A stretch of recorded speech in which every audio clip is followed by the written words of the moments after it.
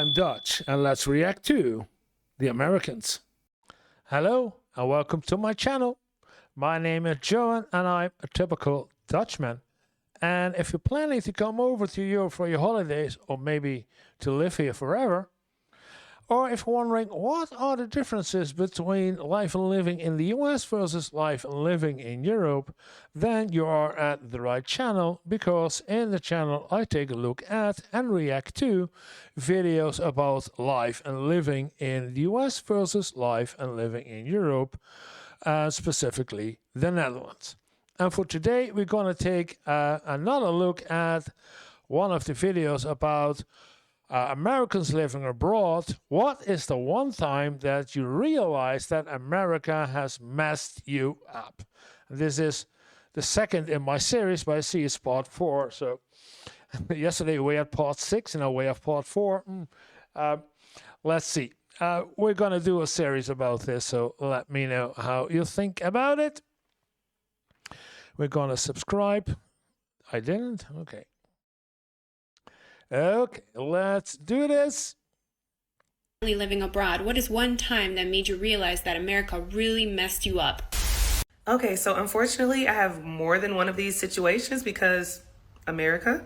But one that I know specifically that just happened to me recently, I was walking to my car. It was late at night. I was leaving the mall, and this guy was walking behind me, and I was just like, dun dun dun, what does he want from me? And I got in my car, and when he walked past, I locked the doors. And I was just like, wait a minute, you're not in North Carolina anymore. And it's so weird because I've been so comfortable here. I've went inside of the store and left my car running because it's super hot in Abu Dhabi, and I'm like, let's leave the air going. I didn't know where she was. Abu Dhabi. Wow. But yeah, America has really made me scared to strangers. Which, I mean, it probably should because the world is crazy. But yeah, not in the UAE. It's just not that way. When I was studying abroad in Japan, I got super sick one month, and my host family kept telling me to go to the doctor, and I kept refusing. And when they asked why, I said because I was scared they're going to send me to the hospital and leave me with this huge bill. And then they quickly had to explain to me that that's not how it works, and if I actually needed to go to the hospital, I would not leave with a $6,000 bill just for IV fluids and ibuprofen. So, as an American living in New Zealand... Yeah. Oh, it's amazing that every time, and I don't know where the Americans get this from. If it's taught by them by schools, I don't think so. But I think it's from the parents. They're telling them not to get sick, or they have early experiences. So when you go abroad, you will find out how much does it cost if something happens to me. If I leave the Netherlands over here and I go within Europe, I do a lot of cycling. So within Europe, I don't care because I have Medicare, that's medical insurance that's good for entire Europe. But if I would leave Europe and I would go, for example, the United Emirates, which she went to, I will find out, am I insured in this country, and how much would it cost? It's basic research you do before you go to a country. And if you're going to live there. So it's not only that I'm amazed that some people or that some Americans are saying, for what? You can go to the doctor almost for free. But they didn't know. They did not do the research. That's amazing part. Yeah. Zealand for the last 2 years.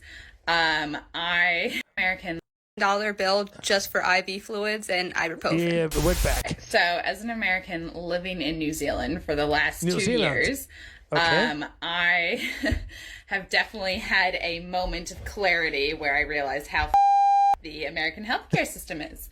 So I was watching this cooking show with my boyfriend, and the girl who wanted to win, she wanted to win because she had all these medical bills she needed to pay because she was in a hit and run. So she was hit, obviously, and her legs got super up.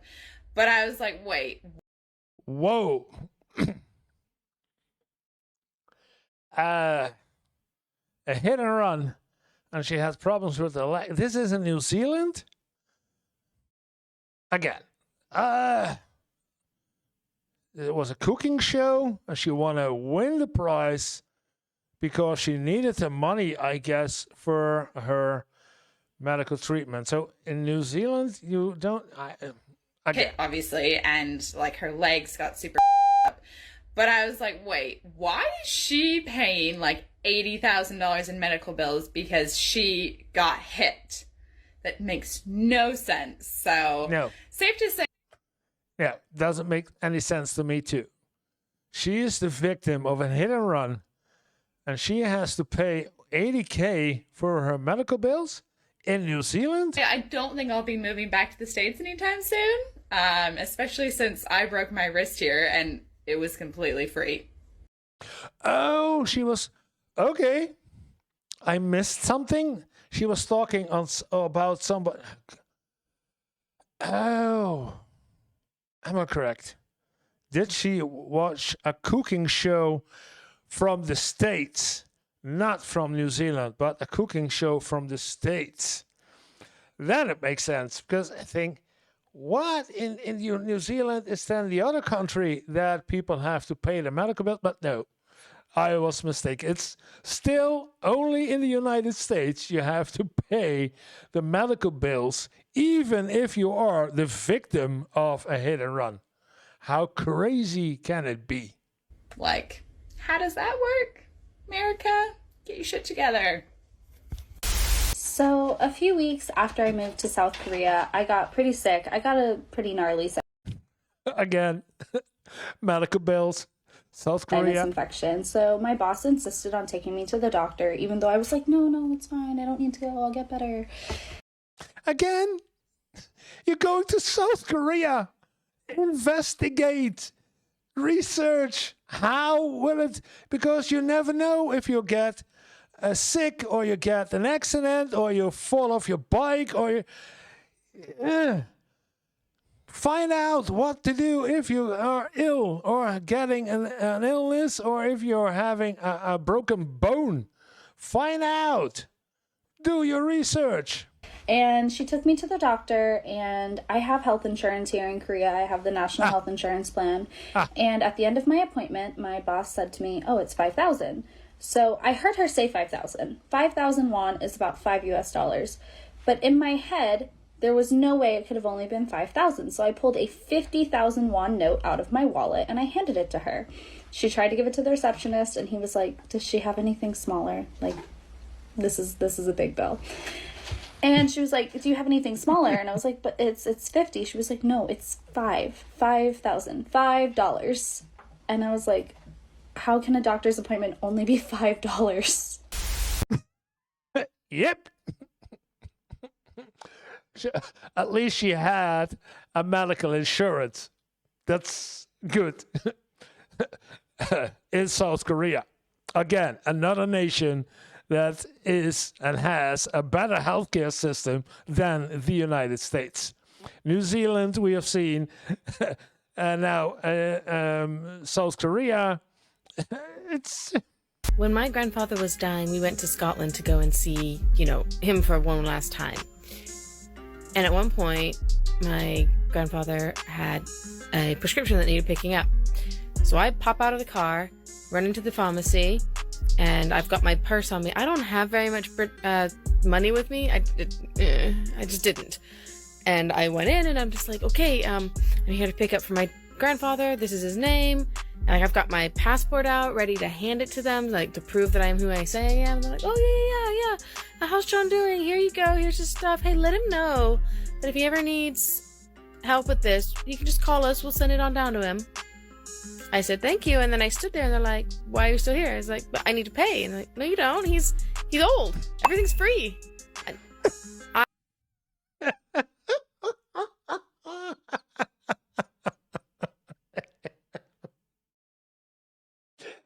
Oh, I love it. I love it. They are amazed. Yeah, it's... I never felt more uncomfortable leaving a building than I did in that day. It was awful. I can't imagine. You're fully. And you're thinking, okay, I need to pay because these are medicines and the prescription drugs, so I have to pay. And no, goodbye.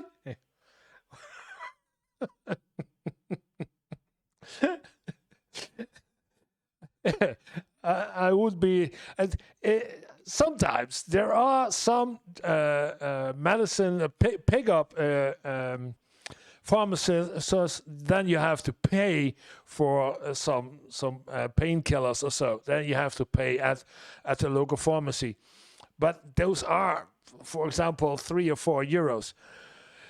Then you have to pay, but usually nothing. Nothing. Really nothing. Nowhere in Europe and even nowhere in the world except United States. I'm a U.S. citizen currently living in Costa Rica. Costa Rica. Oh, nice country. Yeah. Careful about the use of the word American since the Americas are continents. Anyway, I have so many examples of how the U.S. up, specifically Florida. We got to Costa Rica the second weekend in November. Obviously still deep in the throes in the U.S. with COVID. And coming from Florida where there's so many anti-maskers and COVID deniers, it was surreal to go to these establishments here where everyone's following the Ministry of Health's rules. There's hand washing stations outside of every establishment. There are people taking your temperature to go into grocery stores and certain restaurants. People are giving you distance. Everyone is compliant with masks. And I found myself so defensively postured, ready to argue because I had gotten into so many arguments in Florida with anti-maskers and COVID deniers. It's amazing. Oh, yeah. Whose fault was that? Oh, yeah. Trump again.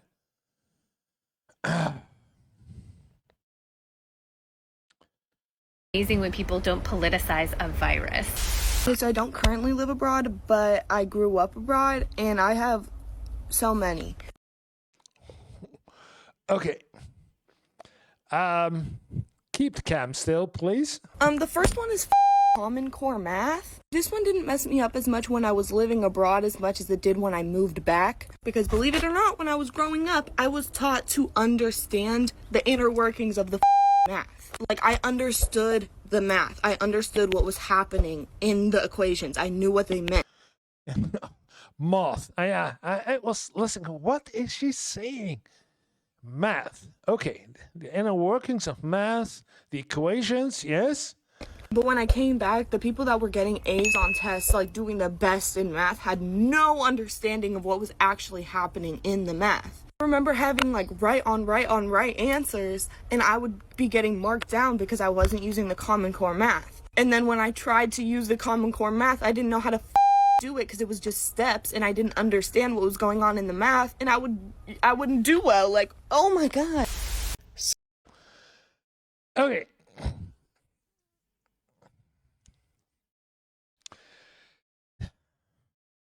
How to react to this? This is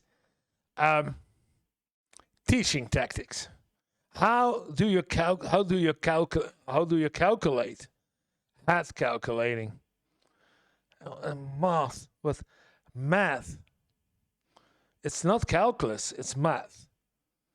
Math has certain ways that you do stuff, but obviously, the United States does it in a different way than where she came from. Not this one, but she. Whoa. Nice lady. So I live in Paris, and 2 months ago I got hit by a taxi relatively hard. I fell down in the street. Hit by a taxi in Paris? Yeah. Somehow, I'm not surprised. Because driving drivers in France or in especially Paris are let's say notorious for ignoring a lot of safety rules and still manage to get from A to B without causing any accidents. But in reality, you're not safe to walk. So I'm not surprised that she got hit, but I feel sorry for her because she got hit by a taxi driver. Street, all these people came, they picked me up, they brought me over to a bench. This woman from a restaurant brought me a glass of water. Another woman gave me a handful of coins, and I was like, I don't need your money, it's okay. And she was like, sweetheart, this is your money. It fell out of your pockets when you got hit by the taxi. And I was like, Sonic the Hedgehog vibes, great. The man who hits me goes to call the ambulance, and I said, stop. Do not call the ambulance. That will Stop. Panic mode. Oh, the ambulance. No. An ambulance costs $3,000. Don't pay. cost me $3,000 to $5,000 because that's what an ambulance costs in America. And he was like, what are you talking about? An ambulance is €7.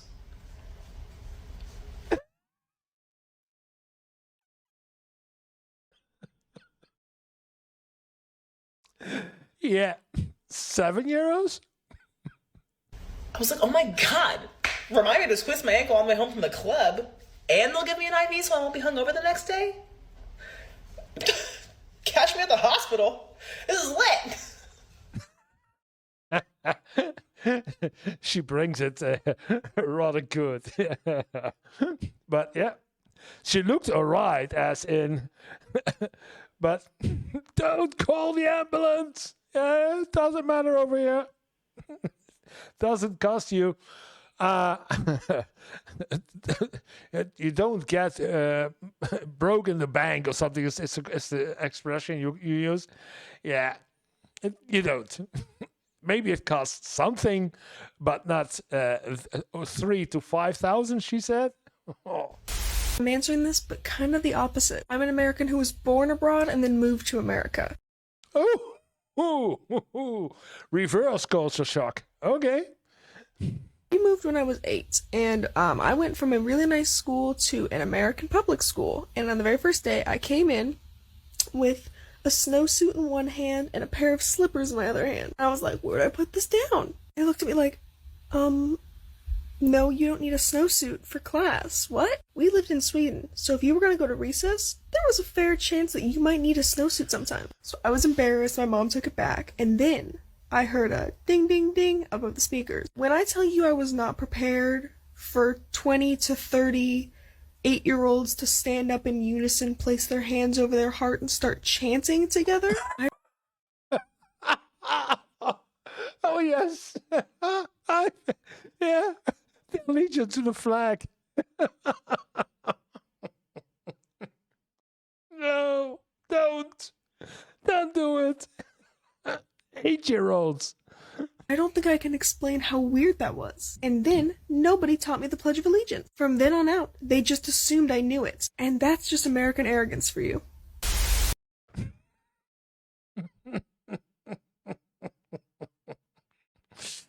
Yeah, I don't know. Something typical American too. It's pledge your allegiance to the flag.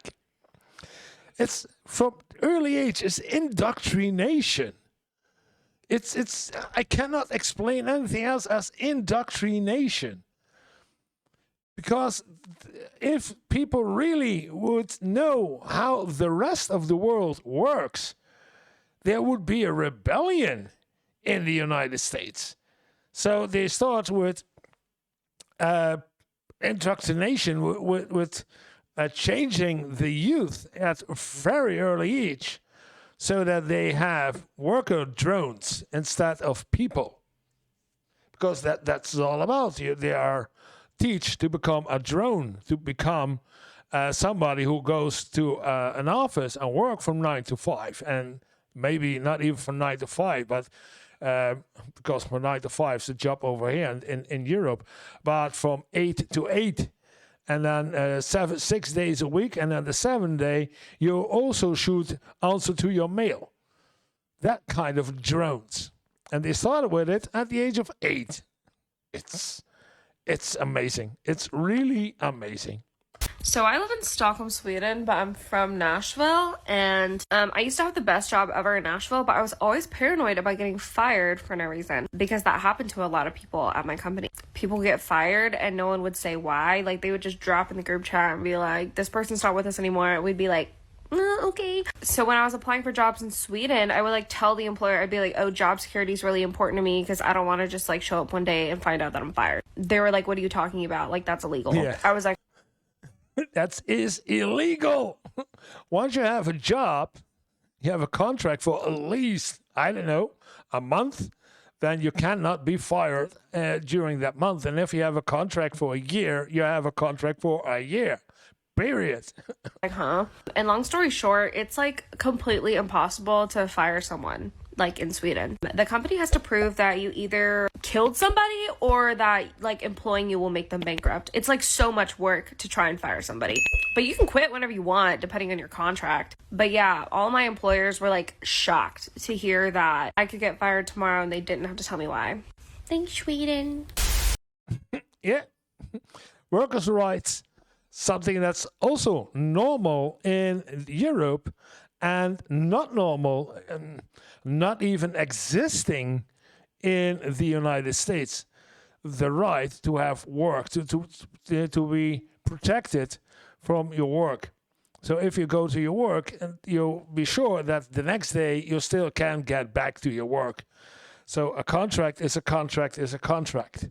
I believe it's some of the movie... it's from Star Trek. Yeah.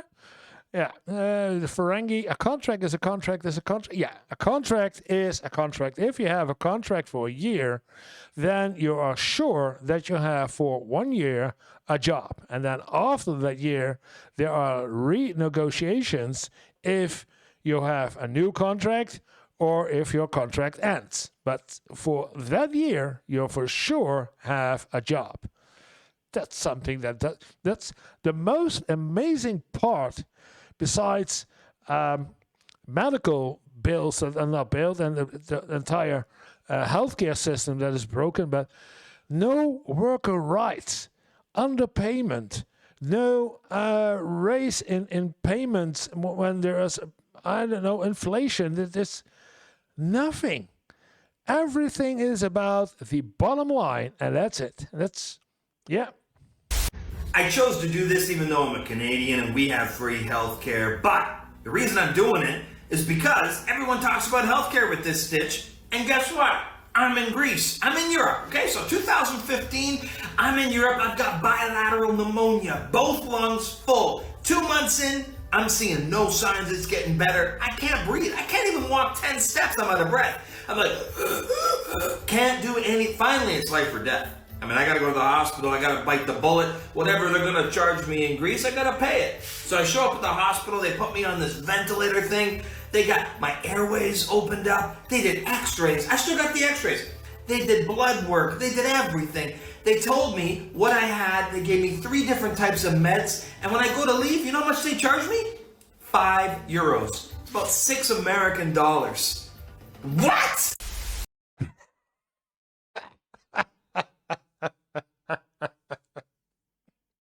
Yeah, Greece, another country that has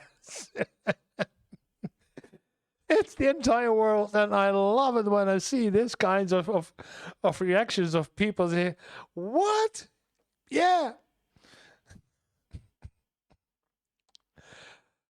Oh, America. So about a year ago, I ended up going to the emergency room here in the U.S. Again, not healthcare. Yeah. What's her story? Because I had really bad asthma and I felt like I couldn't breathe. And all they told me to do at the emergency room was to take some allergy pills. Some that I already had at home, and then they just sent me home. And it ended up being $2,000, including insurance. Back up to 2 years ago, I was in China, and I had to go to the emergency room. Oh. Okay. So her first part of the story is in America. She had to pay $2,000? Wait. I thought she was somewhere else. I have to see this Some again. that I already had at home. I had really bad asthma, and I felt like I couldn't breathe. And all they told me to do at the emergency room was to take some allergy pills. Some that I already had at home, and then they just sent me home. And it ended up being $2,000, including insurance. Okay. So that was her experience in America for her asthma. $2,000 for a light consult and some medicine, some pills she already had at home, allergy pills. Back up to 2 years ago, I was in China and I had to go to the emergency room for the exact same thing. And I was like, thank God I got the study abroad health insurance, because I'm going to the emergency room right now and I'm really afraid how much it's going to be. Okay. Ended up going to the emergency room, and in the end, I paid $4 without the insurance. Didn't even need it. It was $4. $4 if you didn't understand it yet. 4 instead of 20. Sorry, 2. $2,000. No, $4. I wonder what she did pay for her special student medical care abroad, because I feel like that this is also not necessary. It's insurance that the insurance companies tell you to have for when you go abroad. But when you are somewhere else in the world, in the major developed countries like Asia countries or European, you don't need your health insurance that day. It's all covered. It's nothing. So I wonder, do you pay extra as a student to get a student abroad healthcare insurance? I do not know. But it's amazing. I am amazed every time again that the Americans coming abroad are so amazed about there is no cost for healthcare. It's yeah. Well, I hope it will change soon for all the Americans, that there will be some significant changes in Social Security and that the healthcare system will be fixed. Because there are so many people I see living abroad or being abroad and coming back to the United States, that you would expect that all those people together know that there is something wrong with the healthcare system in the United States, and all those people together should make a difference, should make a point of changing this. I hope. Maybe it's false hope, but I hope. I hope you liked the video, and if you did, then press like. And if you want to see more of my videos, then this is a good place to start with. And otherwise, you can help me to get to the 500 subscribers by hitting the subscribe button. Thank you for watching, and see you in the next episode.